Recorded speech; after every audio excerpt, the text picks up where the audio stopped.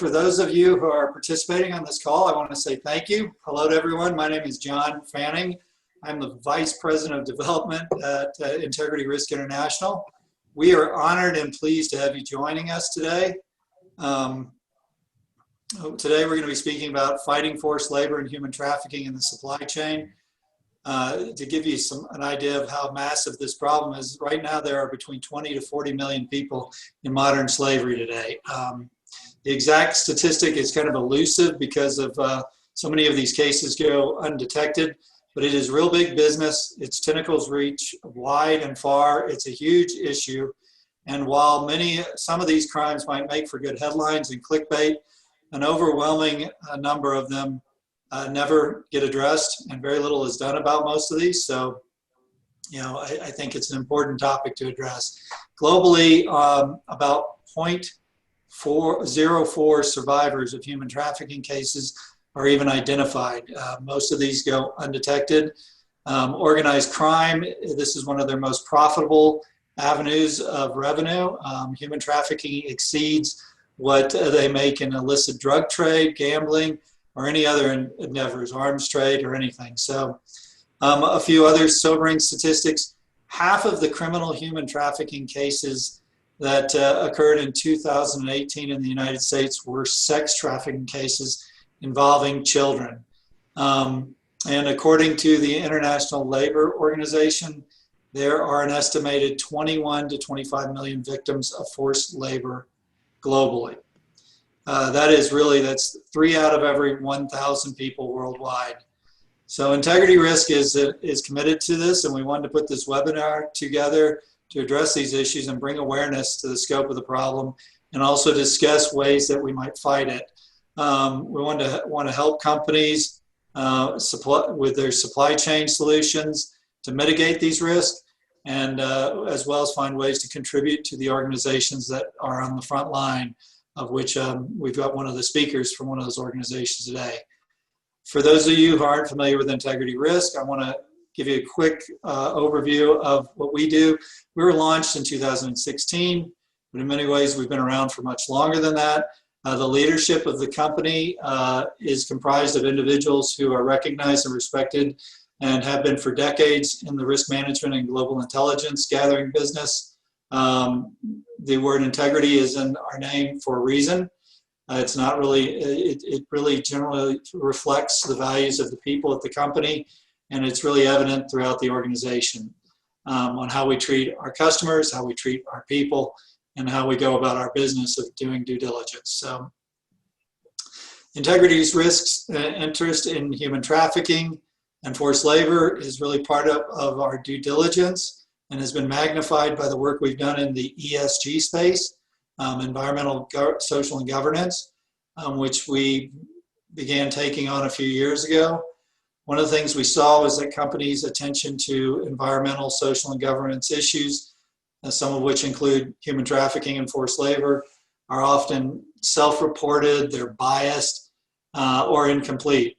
So as many of you know, due diligence is all about verifying claims. So we started crafting strategies to educate our staff how to verify and dissect all the critical aspects of the supply chain. This is served to magnify our appreciation of the importance around these issues, especially forced labor and human trafficking.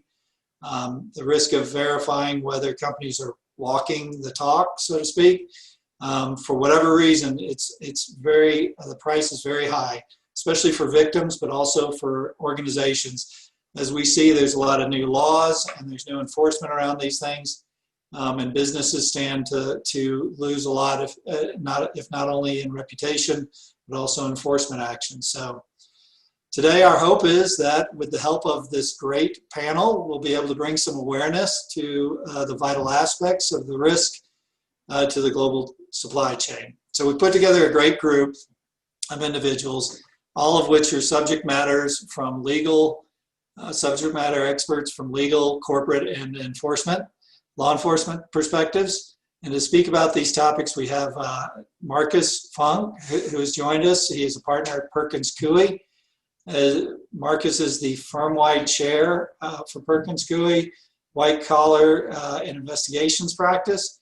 He is also the founding chair of their supply chain compliance practice, which is the first of such dedicated practices among the top 100, America's top 100 law firms. He also co-authored a great book in 2016, Child Exploitation and Trafficking, Examining the Global Enforcement and Supply Chain Challenges and the U.S. Response. This is the second edition, and it's a great read. It's very informative. It's kind of the Bible on this topic, and I would recommend picking it up if you get the chance. Next, we have Bob Mensinger, who is joining us. He is Senior Counsel and Director of Business Conduct at KBR, Kellogg Brown & Root. Bob has worked in anti-trafficking and forced labor. He works on their compliance program, and he's done it for two different companies, two global companies. He's also got extensive experience directing compliance, regulatory enforcement, and investigations. He has had over 25 experience as a federal investigator. And then we have Kevin Metcalf, who has joined us. He is the founder of the National Child Protection Task Force, and he has over 30 years of experience in investigations and prosecution. He's a prosecutor currently as well. The organization, the National Child Protection Task Force, does a very difficult and important work. They focus on the issue of solving some of these most difficult crimes. They combine their leading edge technology with aggressive exploitation on open source intelligence, all overseen by individuals with law enforcement backgrounds. And they have had some stunning successes, and we hope that this will raise some awareness. As a reminder, you are able to ask questions by typing them in the Zoom meeting down towards the bottom. There's actually a Q&A link, and if you'll type in your questions, we'll address those.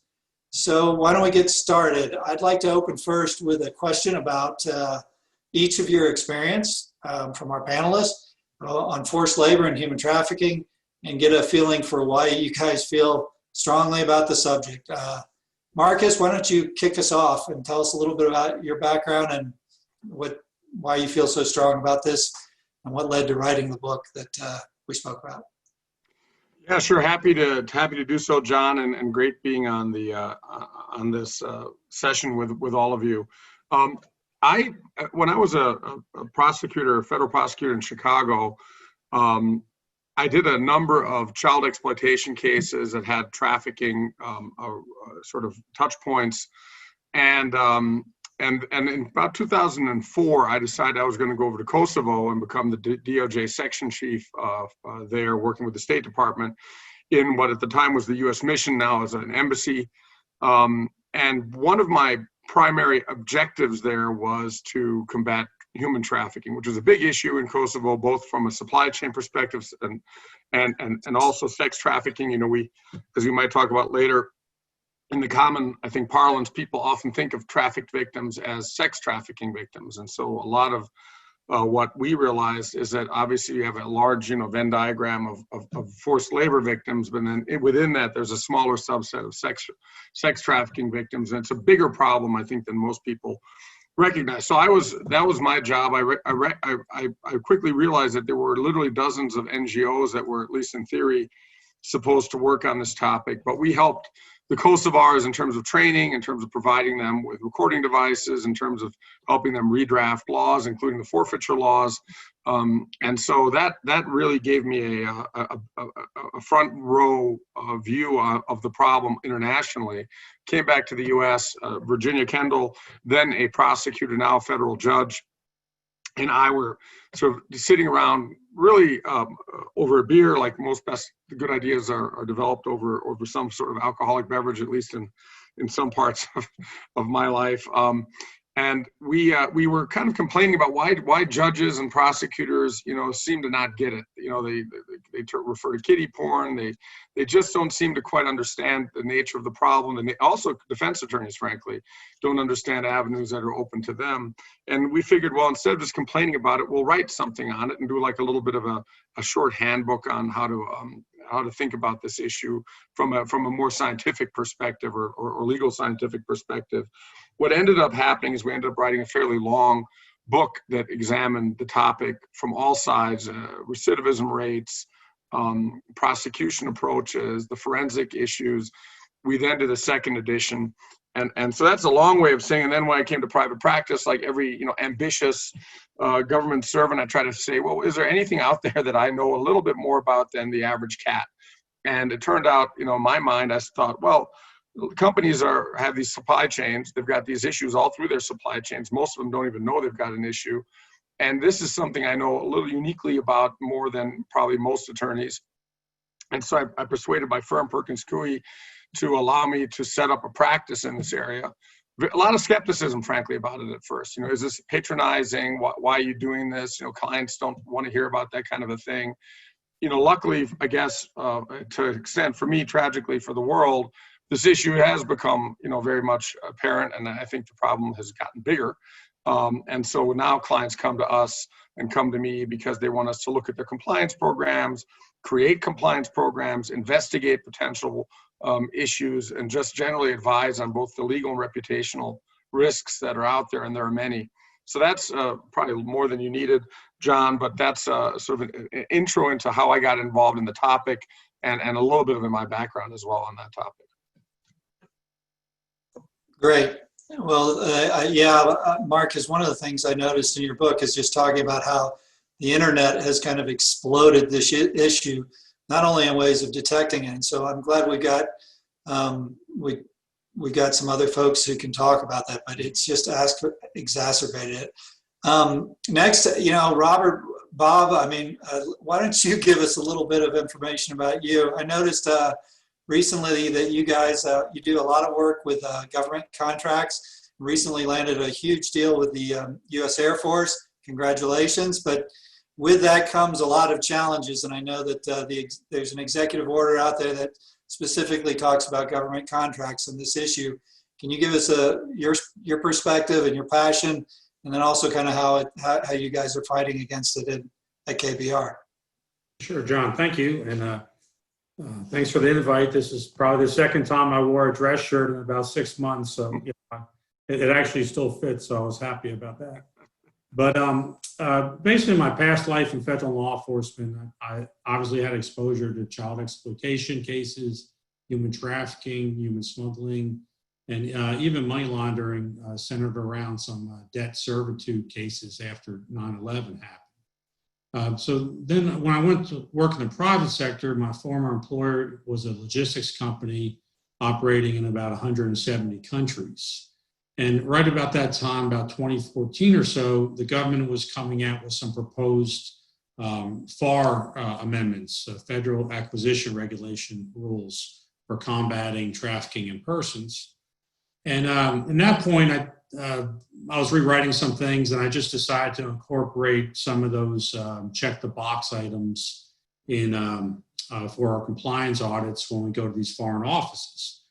And really didn't expect much to come of it. So on the first compliance trip we made to the Middle East, we were a little surprised to realize that our employer, we were holding employee passports and travel documents, which actually was legal in that country. Realized that there really wasn't any policy or due diligence on any of the labor brokers or potential for recruiting fees. And then, something else just that took me back a little bit was a lot of these offices had what they considered office servants, where, it was obvious that they had a foreign national, from a, relatively poor background, providing, coffee and food and things like that within the office. So, looking at it, we said, well, what's the background of these folks? And what we learned in the Middle East and also in some of our South American offices and Latin America as well, is the landlords may provide a foreign national to work, 18 hours a day, 20 hours a day, not sure where they lived. And so that was something that we realized, hey, we may have a potential problem here as well. And then after that, during that time frame where a lot of churches were now taking up, a lot more in the human trafficking, I had the opportunity to listen to Kevin Bales on 2 occasions, who's actually the foremost global expert on human trafficking and was responsible for drafting some of the legislation we have now and things like that. It just happened his sister went to the church that I go to, and he flew over the UK several times. And then after that, I went to work for KBR, which was the prime logistics contractor during the both Iraq wars. And,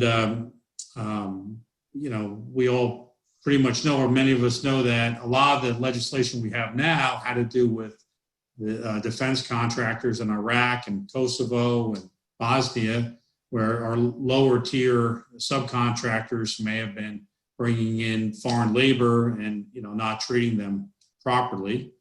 So when I got to KBR, I realized we did have a robust program already as far as auditing our subcontractors and trying to make sure their employees have proper housing or paid appropriately, have their travel documents available, things like that.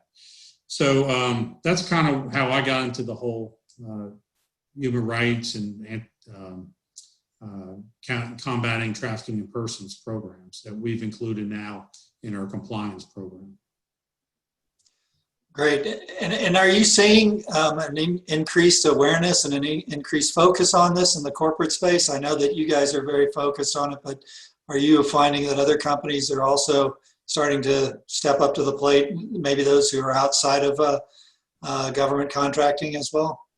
Yeah, so the 2 companies that I work for, we weren't manufacturers, so we really didn't. So everyone's supply chain is a little bit unique, right? So a lot of the manufacturers, whether it would be Dell or HP or Nike, you hear these media stories over the years where that they found child labor or forced labor, within their supply chain, where their suppliers of raw material, things like that. So that wasn't our concern as much, but as you're trying to be a good corporate citizen, not only as a defense contractor are we required to do that, to have a program, an effective program, but also as a defense contractor in the UK, not only with the Modern Slavery Act, we have to have a statement, but we do have to show that we have a robust program and we are making improvements. So when corporations are going more, emphasizing more with sustainability, and their shareholders are demanding that, I think a lot of corporations are having an increased awareness and due diligence in this field as well. And again, human rights and corruption, they usually go together, in a lot of places as well. So as these companies already have, effective anti-corruption programs in place, they may not even realize that they are doing some due diligence in the human trafficking side as well. Great. Well, Kevin, and next let's hear from Kevin. Kevin, why don't you tell us a little bit about yourself and your background and your passion for this, and what inspired you to be a founder of the National Child Protection Task Force?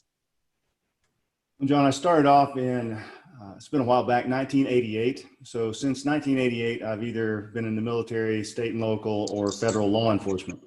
So I've been in one of those realms.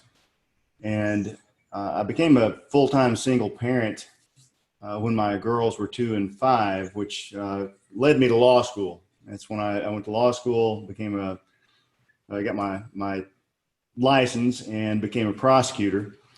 So, the difference between investigating and, being a cop or an agent or whatever it may be, and being a prosecutor, there's a lot of different ways of looking at things, even though you're working on the same problem. And Markus's book is outstanding, by the way. It's a legal treatise. It's a great resource, especially with my background. So I'm combining law enforcement investigations with prosecution. As a prosecutor, I've got to tell the jury a story.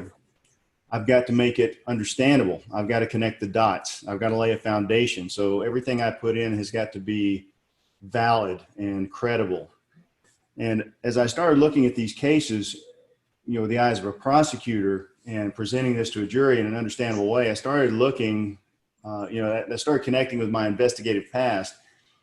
And I started wondering, why are we not connecting the dots the same way I'm doing here for a jury on the front end? On the front end, we've been concerned about going dark. We've been concerned about developing new tools, about automating everything.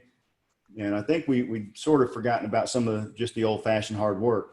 So I took a lot of this stuff I was seeing and started applying them with investigations. My boss, his only instruction to me is just don't embarrass me.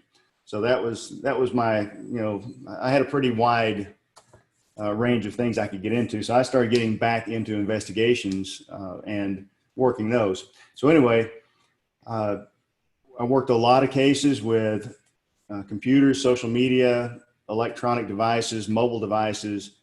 And I started realizing there was so much more that we weren't seeing. There's so many connections that, right now, I really wish I could show the audience a lot of the stuff we're working on right now, but, we just can't.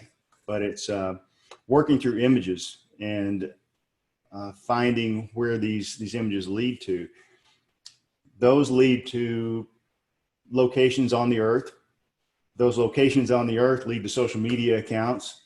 Social media accounts lead to breached data, connection by locations. You're looking at geotemporal connections. So anyway, this stuff keeps expanding out. And I was fortunate enough that, we had some great results early on, and I was asked to speak at some national conferences.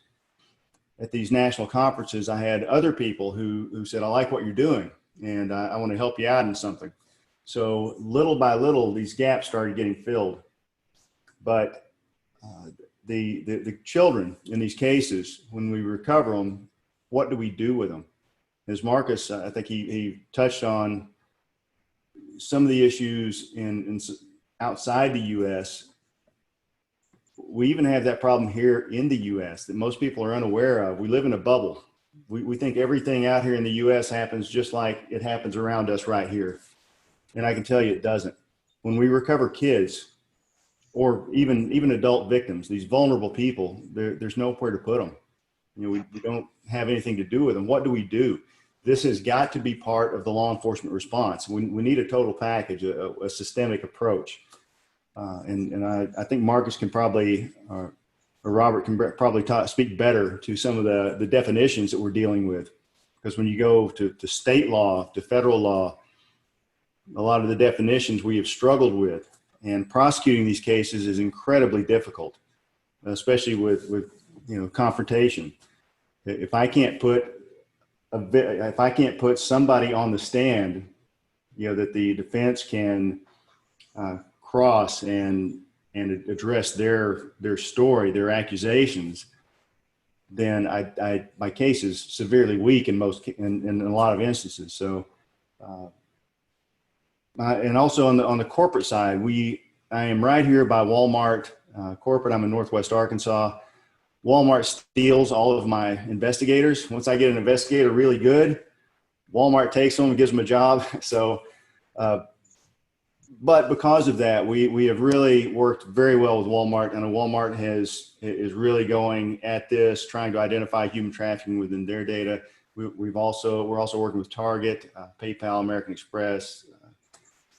There's a big push, and the corporate side is very aware of this, and it seems from what I see that they really are trying to make a difference. But it's really difficult to identify, and it's really difficult to go down that, some of those paths to identify this stuff. So I'm really honored to be here with Markus and Robert, and I hope I haven't rambled too much, John. No, well, I think you brought up an interesting point, and I think you mentioned to us before that you continue to do this despite the fact that you've had other opportunities to do work that might have been more lucrative to you, but there is some satisfaction in this, and we thank you for the work you're doing. And so, why don't we talk a little bit about some of the laws? And, it seems like there's more. Bob mentioned the UK Modern Slavery Act, and it seems like there's more and more attention to this. And how do you see things progressing in this space? Marcus, maybe you can talk to us a little bit about what you're seeing. You wrote the book on it, so maybe we can touch on that. And if you don't mind, I'm going to actually share my screen so that folks can see the cover of your book. You guys are being awesome about the book. I love it. I mean, this is really, a nice grim photo for you. And speaking of Walmart, Kevin, you've got to meet a former colleague of mine who is now in the in-house department, former prosecutor, federal prosecutor up there. So I'll have to, Rick Hosley is his name. I'll have to introduce you. He just got down there. So, but in any event, no, I think what we see on the legislative side is, look, you've got the, Traffic Victim Protection Act, you have the UK Modern Slavery Act, which was modeled off of the California Transparency and Supply Chains Act, which are all about disclosure, right? You have the FAR, the Federal Acquisition Regulations, Anti-Trafficking Provisions, which have been updated, I think, to 2015 during Obama administration, to basically move things that used to be red flags into standalone violations. Like, it used to be that if you didn't have a contract in the person's native language, or you took away their identification documents, those would be considered red flags that there might be a lack of volition being imposed upon people. Now those are actually standalone violations. So if you or your vendors are doing any of those things, you're on the hook. The big problem, and as we've discussed previously, from my perspective, and I had the odd opportunity to speak about this topic at the Vatican, and I made the very same point to a lot of business leaders who were there, which is that the problem isn't a lack of laws. There are plenty of laws. I mean, and many states are starting to adopt laws that are similar to the transparency laws in California and the UK. A lot of states are beginning to consider, through the Uniform Law Commission and other ways, new laws, updated laws on forced labor, which is the broader term I always prefer to trafficking, and it's also less loaded. Forced labor includes, indentured servitude, child labor, traffic labor, et cetera. There are a lot of new initiatives, especially focused on the business community in Europe, France, Norway, et cetera, that are focused on making companies show that what they're doing to make sure that their supply chains are clean.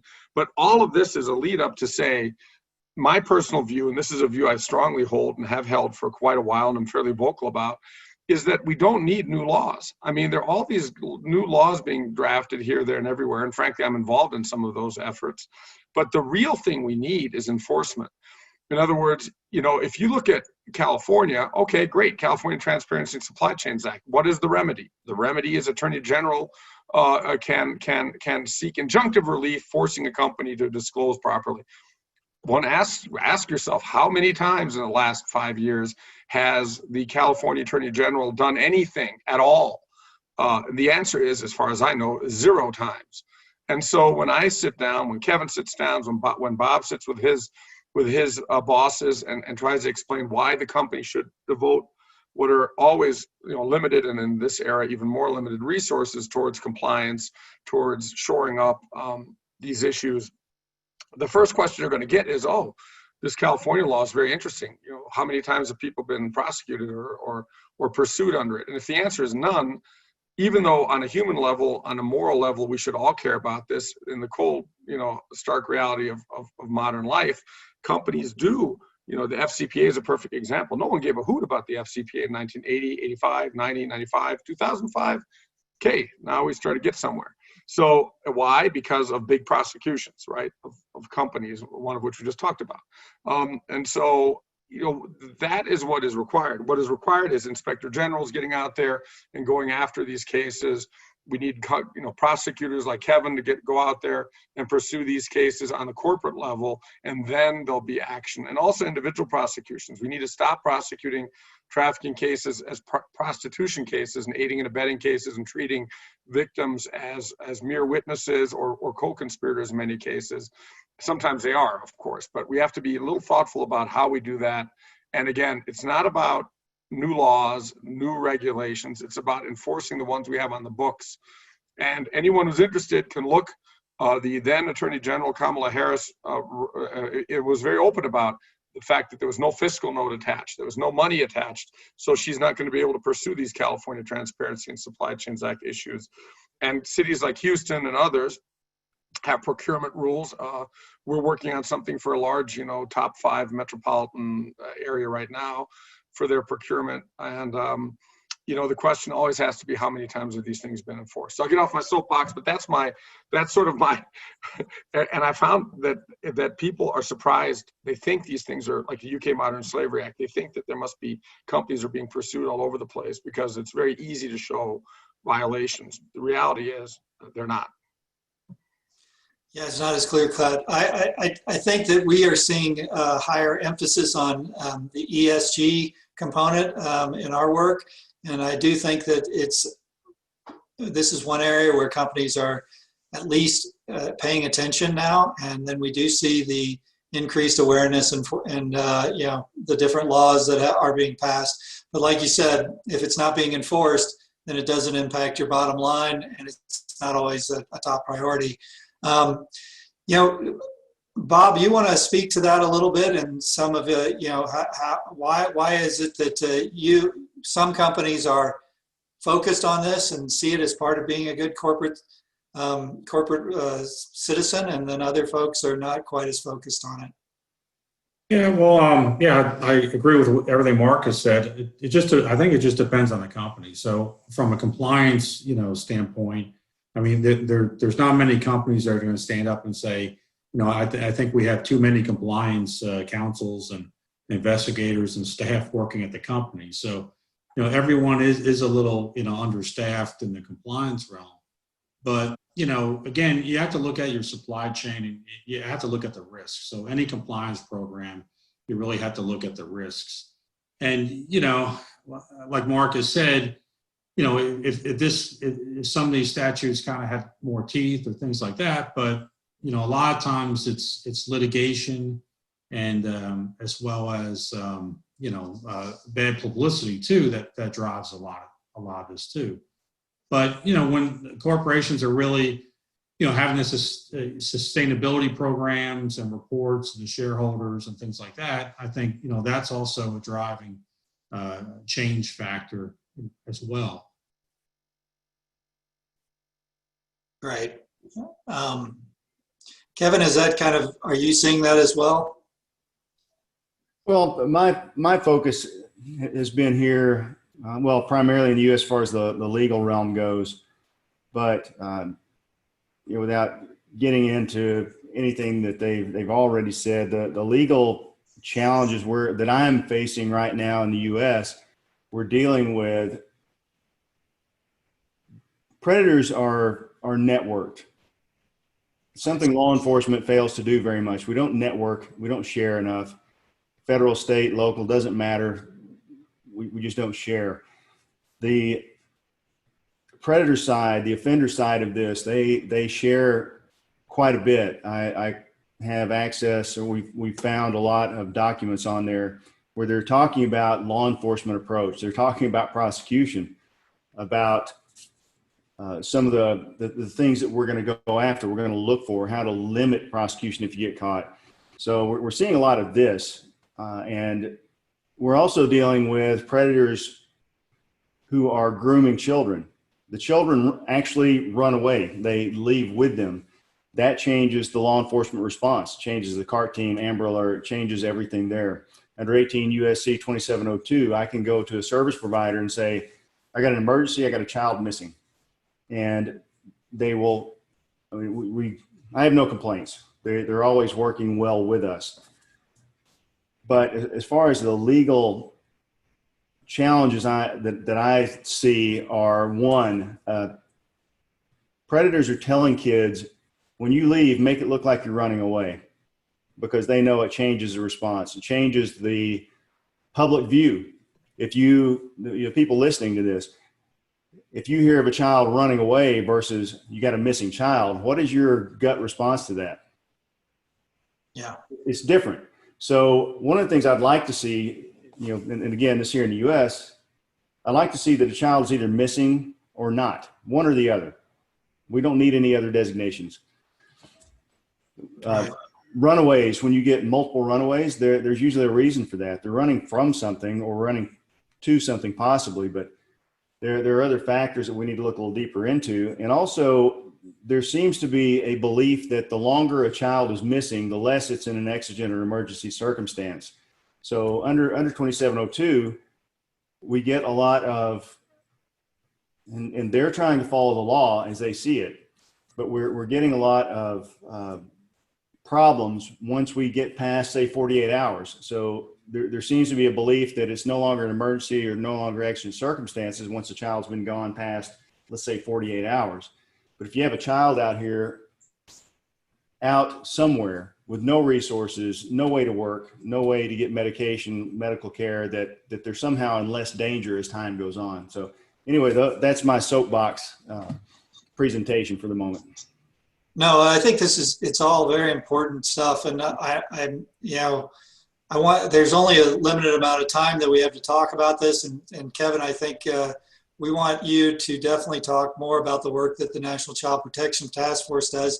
And, but I think what's important for a lot of our folks is that, they want to know how to best prepare their companies to prevent, against this. They want to be able to look for signs and risk that are out there and be able to mitigate those risks.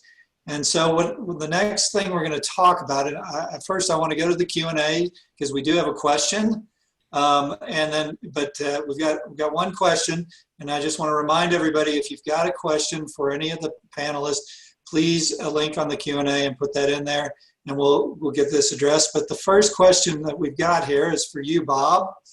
In countries where taking employees' passports using indentured servants, like you mentioned, and other forms of modern slavery, or where they're tolerated or accepted, what sort of practical changes can we enact in the industry to prevent companies from doing this? Well, I don't want to pick on any one country, but it's actually ingrained in their law to do that because of certain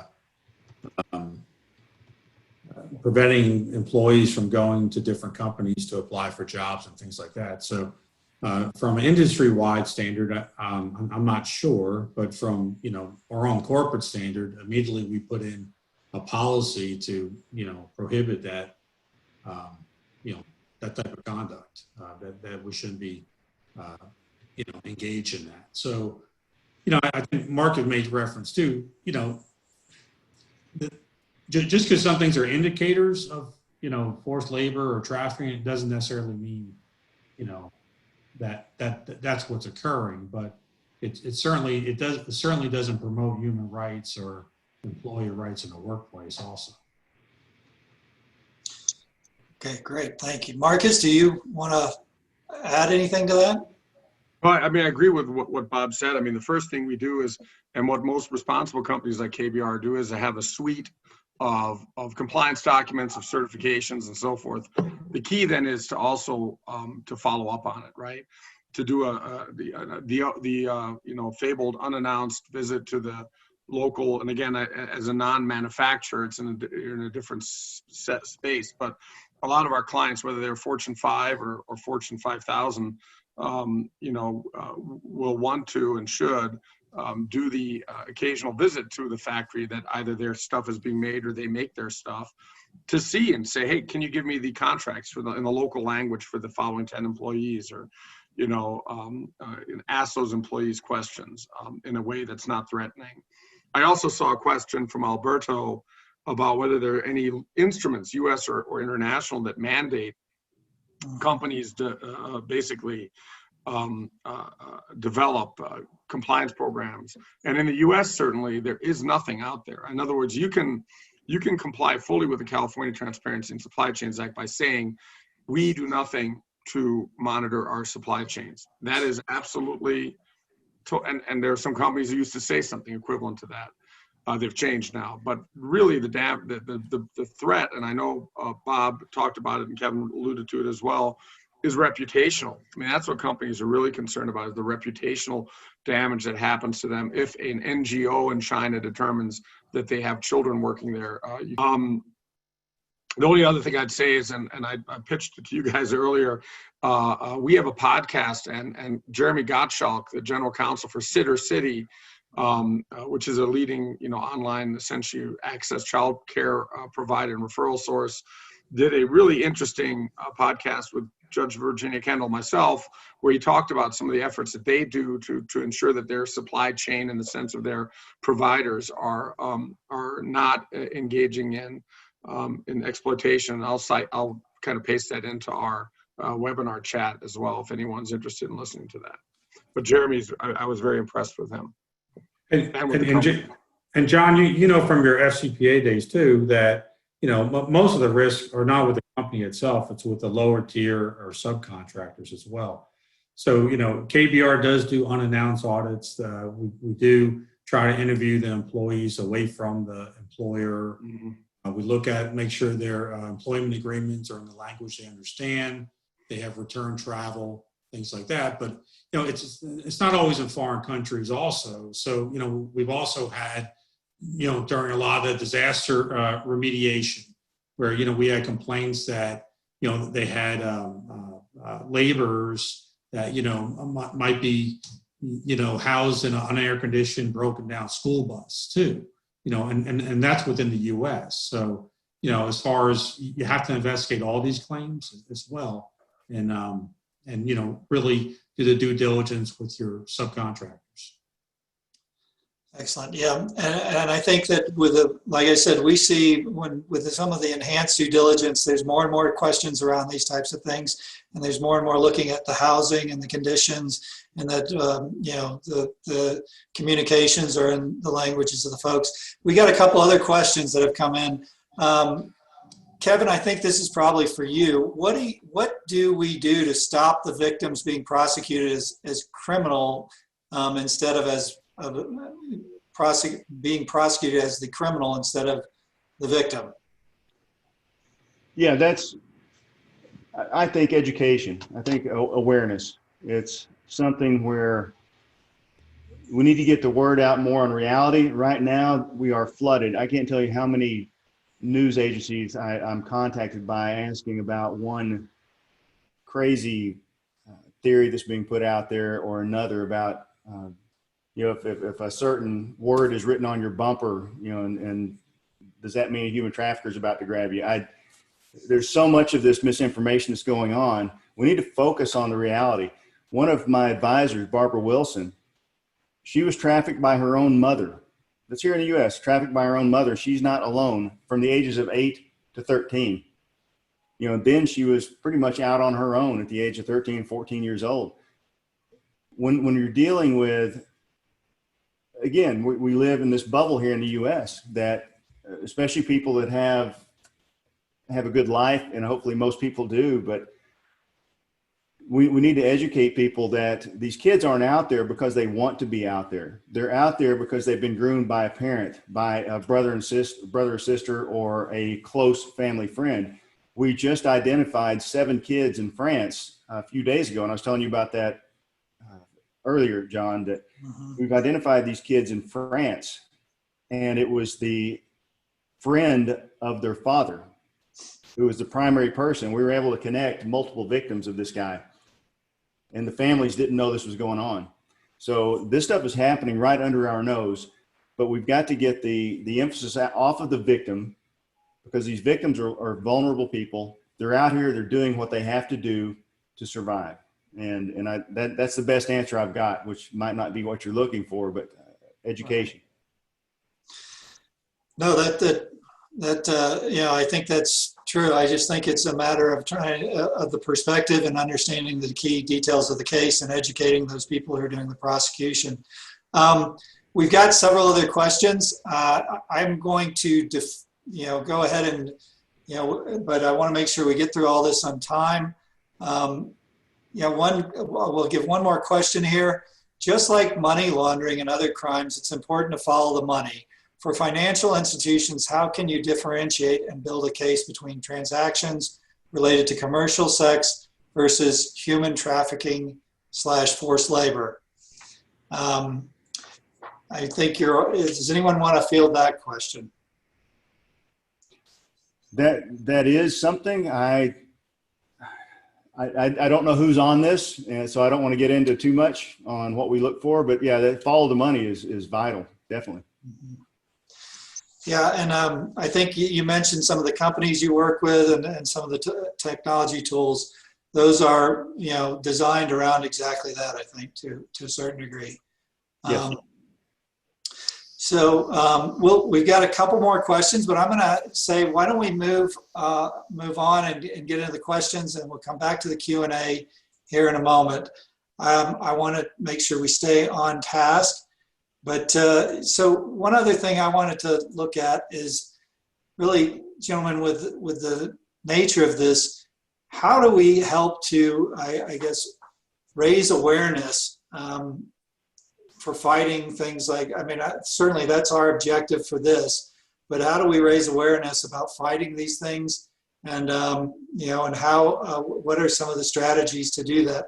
Markus, I know you wrote the book, but there's a lot of news out there, and I think Kevin, you mentioned the fake news, or I don't know if that's the best term, but there's a lot of sensationalized news stories. But then how do we raise awareness about it so that parents are educated, employers are educated, and people know the red flags? And I'll open that to whoever wants to take that. Markus, you want to go first on that one? Sure. I think part of the awareness raising, it's great when Hollywood actors, opine about human trafficking. It's great when people watch movies. Well, somewhat great when people watch movies about it, like Taken, which frankly also misleads people about the nature of the problem. So I think the awareness raising has to happen on a consumer level. I don't know how many people ever are going to go on someone's website, look at what they do for trafficking, and then make a consumer decision that I am or I'm not going to purchase from this particular company. I just don't think that happens that often. And again, the market forces I just talked about a second ago seem to indicate that that's not. I use the products from that same company myself. So I think where the education is going to happen is in big cases. I'm going back to this again, enforcement. When the first Wall Street Journal cover story details, and we've had others, and for other companies, including some clients of ours, details, scandalous behavior issues, and then actually there's an enforcement. So it's not just follow the money; it's actually take the money. Like you follow it and then you take it. And until that happens, I think it's going to be a feel-good thing. People seem to care more about recycling, their forks and knives and catching rainwater off their roofs than they do about children being used to make products. They seem to care more, at least if you look at their actual actions, about making sure their tuna doesn't have any harm to dolphins than they do about whether their sports equipment has any harm to children or innocent victims. So I think the education has to happen on a deeper level, and it has to be more than billboards, and it has to be led through some of these big cases that show the true light of what's going on out there. Because I didn't believe it myself until I started visiting some of these factories. I thought this is a lot of media hype to some extent, not child exploitation, but some of the supply chain issues. So that's a little bit of a grim perspective on it, but I think we just have to put some action behind the words. No, and I'm not trying to diminish the importance of environmental, sustainability and so forth. I'm just saying that it seems to me the value of human life and human abuse should be somewhere near some of these other concerns. No, well, and quite frankly, reading your book and talking to Kevin has amazed me at how many people are in complete misery, and having children, anyone who has kids certainly should be concerned about it. And I don't think anyone can disagree that this is something we should focus on. With that in mind, I would like to give Kevin the floor for a few minutes here to kind of wrap up. Kevin, you had some things you wanted to share with us. You should be able to share your screen. And I wanted you to have the next 5 to 7 minutes to kind of go through that. And then we'll have some concluding remarks and we'll wrap up. I wish we had more time. I'm pretty sure we could go on for hours about this.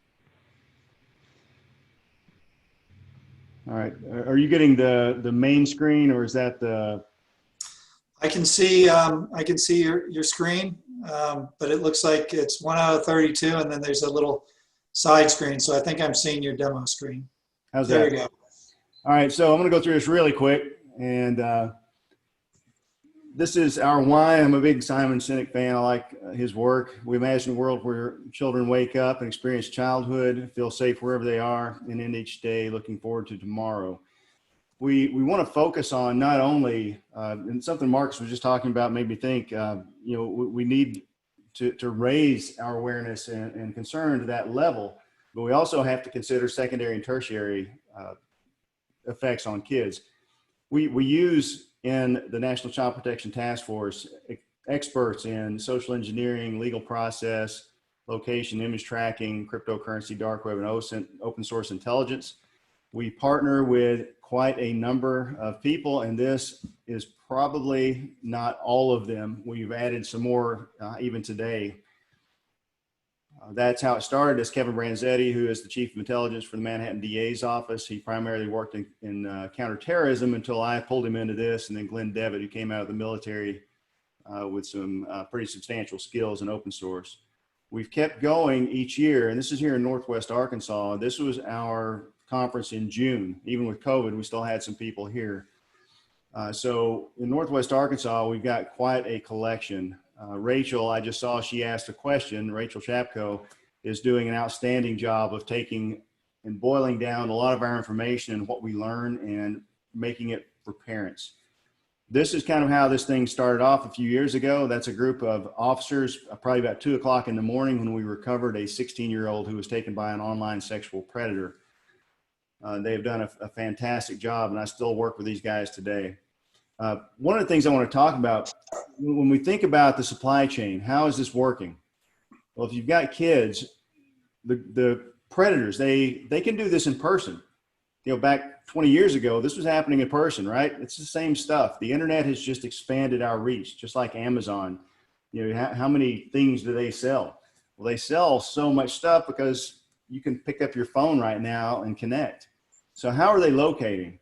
Well, they're looking for vulnerabilities.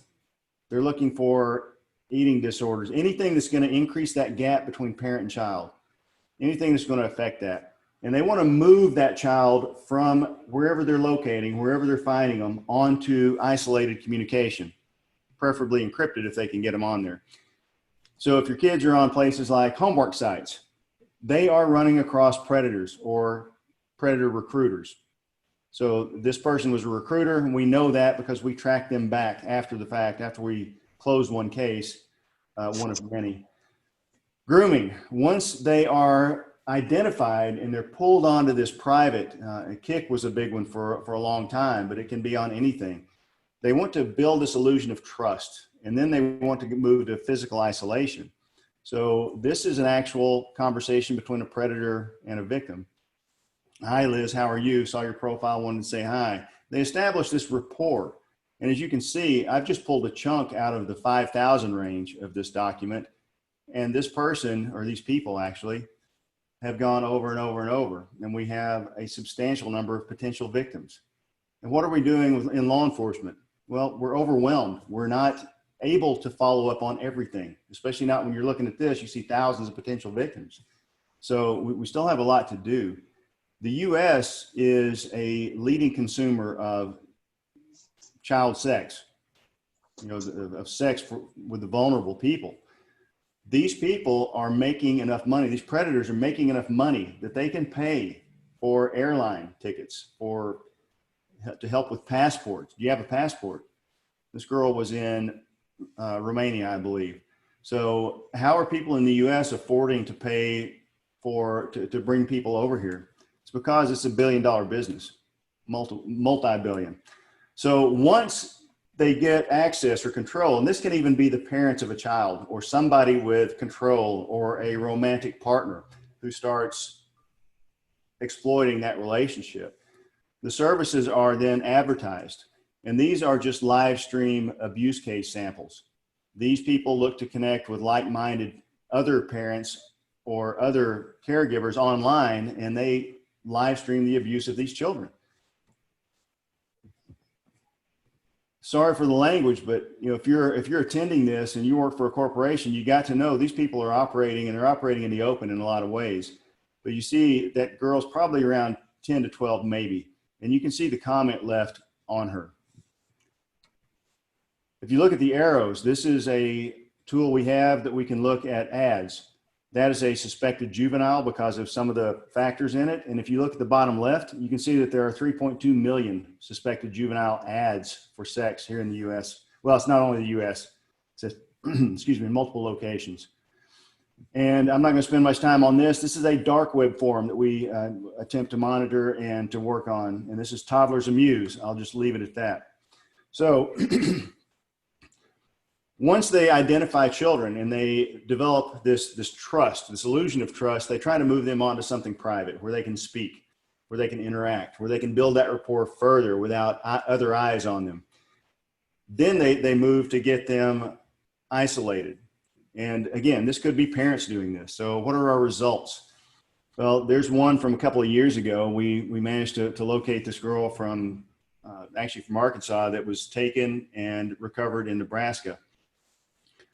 There was another one. She was taken by people in Washington State. We work on any kind of missing person. In this case, we had a missing kid. We were able to identify who took her and lead the law enforcement to that location in Wichita, Kansas. She was taken from Missouri. And, in this case, we don't get much news coverage because we try not to, actually. We don't want anybody knowing how we do what we do. The most recent one that has gotten attention, and I've actually been speaking to members of Congress about, because some of our tools are under attack, is this one, Sydney Sutherland. She went running on August 19th and just disappeared. We were called in to assist law enforcement that was on the case, and we were able to identify the location where her body was ultimately recovered and identify the suspect. And that's just something on the news article there. If you care to read it, please let me know. But it just, that's one of the few times that we have actually gotten credit. But we do have expertise. We've got tools. We're able to assist law enforcement not only here in the US, but internationally. We have international connections. So if anybody has anything further, I know there's some people from different corporations. If you want to speak with me further, I can probably share a little bit more about what we're doing and how we're doing it. But that's about all I can share in this setting. Yeah, and thank you very much for that, Kevin. I think when I first saw this, and Kevin has put this presentation together, it is easy to see why this is an important and why there's an urgent need for further awareness about this. And I know companies like KBR and leaders like Bob are ahead of the curve in addressing it with their companies. There was a question in there about due diligence and having to go deeper to look at some of these things. And I know that we here at IntegrityRisk are working hard to build enhanced due diligence that will do that. And then Markus and others who are in this area are available and working to build awareness, especially, once again, Markus, not to tout your book too much. Hopefully I'll get some royalties from you for it. But it really does bring home the fact that this is a global problem, and it is something that has been exacerbated by the internet. And the people that are out there, like I think it was you or maybe Kevin who said, are organized. They are together. They are communicating. So I suggest you pick up a copy of his book. I think it's imperative that we do all we can to contribute to organizations like Kevin's. There's also some organizations that are doing things with housing for the victims. So please look into this. I want to let you guys know that we at IntegrityRisk International are committed to working with the National Child Protection Task Force. We've actually partnered with them. And our analysts and our investigators are going to contribute their time and talent to help with some of these cases as best we can. And then any due diligence that we do related to that come from as a result of this conference, any EH&S with an EH&S component to them, we're going to contribute 5% of the proceeds to the National Child Protection Force. So we really feel like our time, talent, and treasures should go to the things we care about. And I just want to let everyone know that our founder, Jim McQueenie, and Bridget McQueenie, his wife, they have made a generous donation to the National Child Protection Task Force. We hope to, build this partnership and continue to give to them as we move forward. So we really are trying to put our money where our mouth is. And I hope that, our folks can help with the caseloads. With that, we are over the hour. For those of you who want to drop off, that's fine. I know there are some additional questions. If we'd like to get into that. Does anyone else have any closing remarks? We want to go around the horn real quick. Marcus, Bob, one of you guys want to take it? Bob, you first.